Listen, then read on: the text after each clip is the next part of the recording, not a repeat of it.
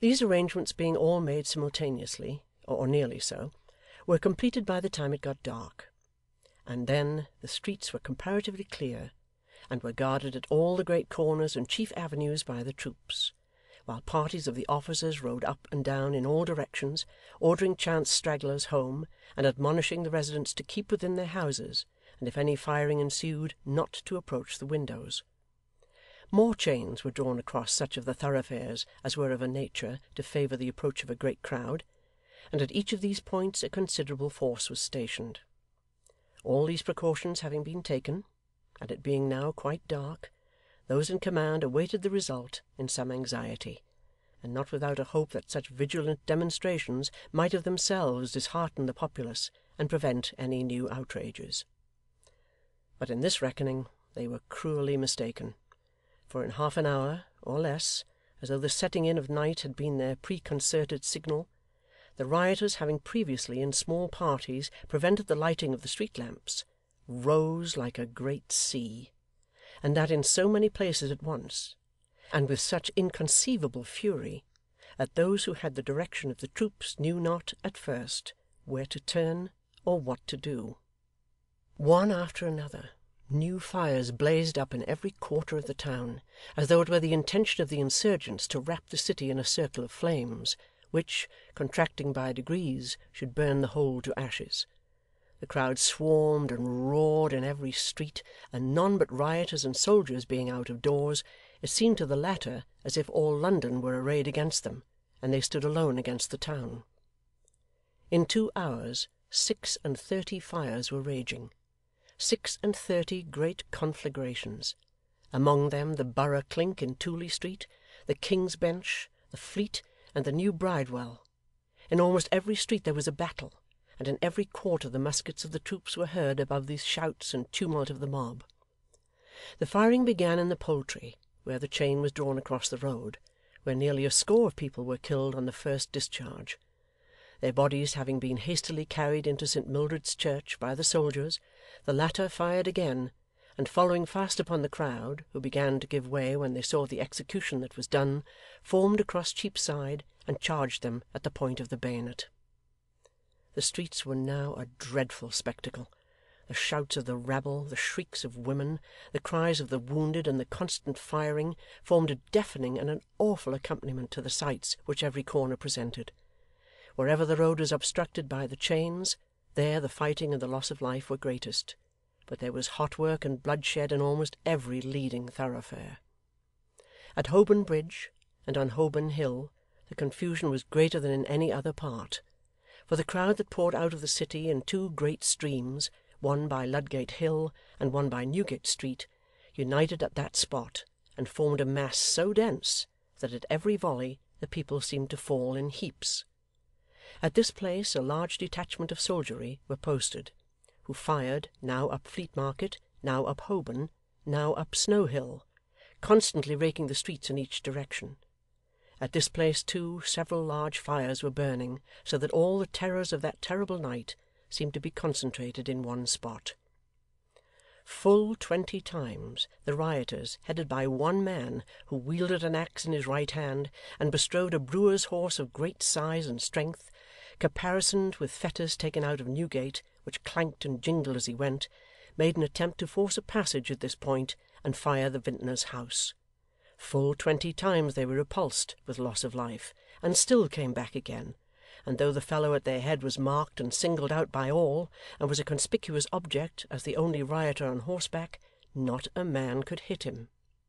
So surely as the smoke cleared away, so surely there was he, calling hoarsely to his companions, brandishing his axe above his head, and dashing on as though he bore charmed life, and was proof against ball and powder. This man was Hugh, and in every part of the riot he was seen.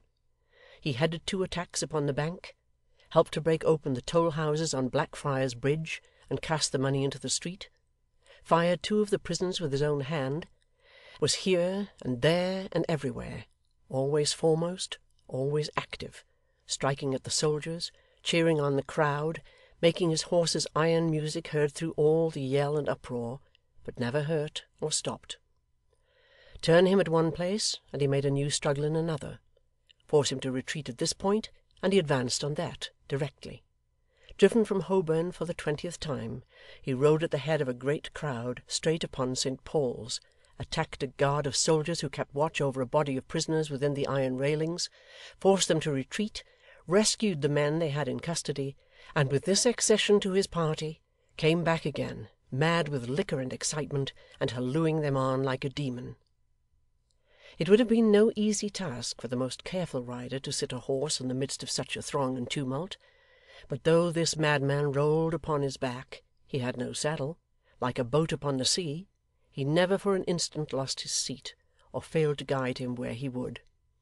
Through the very thickest of the press, over dead bodies and burning fragments, now on the pavement, now in the road, now riding up a flight of steps to make himself the more conspicuous to his party, and now forcing a passage through a mass of human beings, so closely squeezed together that it seemed as if the edge of a knife would scarcely part them.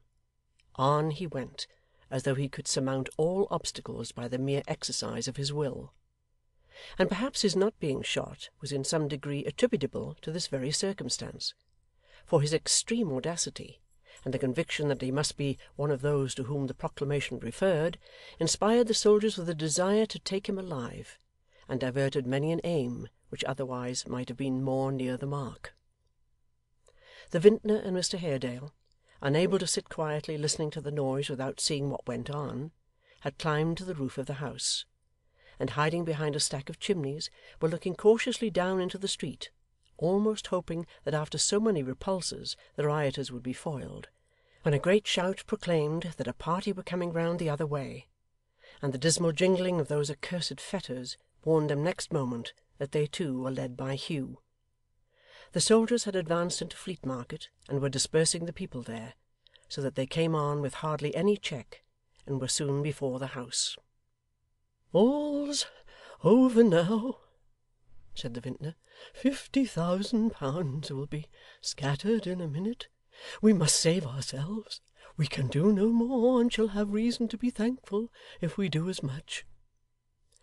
Their first impulse was, to clamber along the roofs of the houses, and, knocking at some garret window for admission, pass down that way into the street, and so escape. But another fierce cry from below, and a general upturning of the faces of the crowd, apprised them that they were discovered, and even that Mr Haredale was recognized, for Hugh, seeing him plainly in the bright glare of the fire, which in that part made it as light as day, called to him by his name, and swore to have his life.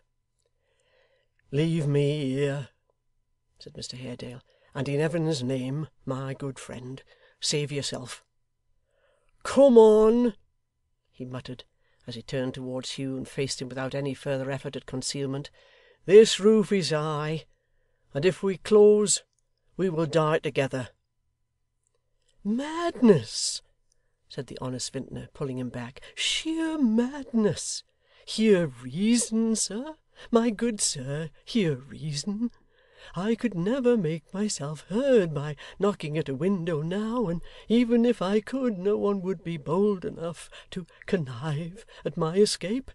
Through the cellars there's a kind of passage into the back street, by which we roll casks in and out.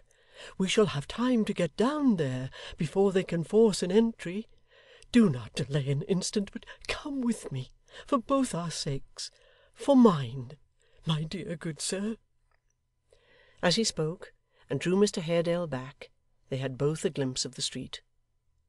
It was but a glimpse, but it showed them the crowd gathering and clustering round the house, some of the armed men pressing to the front to break down the doors and windows, some bringing brands from the nearest fire, some with lifted faces following their course upon the roof, and pointing them out to their companions, all raging and roaring like the flames they lighted up. They saw some men thirsting for the treasures of strong liquor which they knew were stored within. They saw others who had been wounded, sinking down into the opposite doorways, and dying, solitary wretches in the midst of all the vast assemblage. Here a frightened woman trying to escape, and there a lost child, and there a drunken ruffian, unconscious of the death wound on his head, raving and fighting to the last. All these things, and even such trivial incidents as a man with his hat off, or turning round, or stooping down.